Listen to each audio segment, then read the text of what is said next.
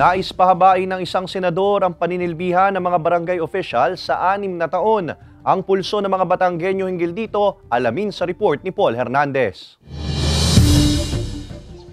Dahil nananalo sa eleksyon, na ipagpapatuloy ni Marina ang paninilbihan sa barangay bilang kapitan. 12 years na siya sa serbisyo. Sa kasalukuyan, 3 taon ang panunungkulan ng mga elected barangay official. Maigsi raw ito, kaya pabor siyang pahabain ang panahon ng pagsaserbisyo na isinusulong ngayon ni Senator Amy Marcos. Halimbawa po, kulang po ang budget, iintayin pa po ang next year for another budget for gaya po ngayon 2024. Kung kulang po ang aming budget ay di 2025 na po, ay 2025 po may election, ay maaari din pong election ban.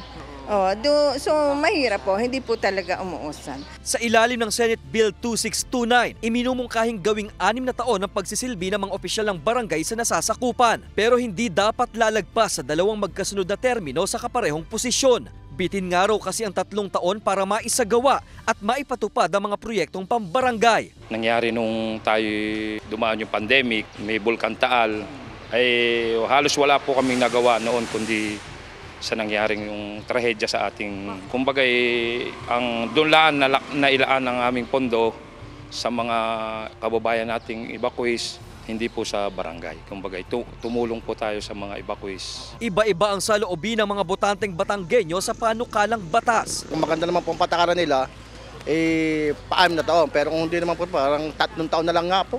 Kasi parang hindi din maging maganda ang kanilang pamamalakad, hindi ka sila mapapaltan. Tama na yung 3 years. Tapos alin pa yung mahabang taon. Kung ganyan lang din naman. Parang hindi po.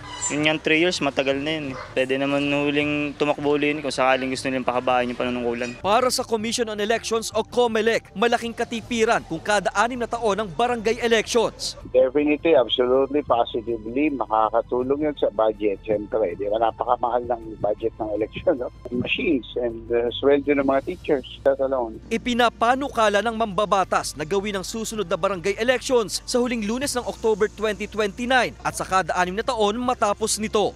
Kasama si Buhay Adante Jr., Paul Hernandez, Balitang Southern Tagalog.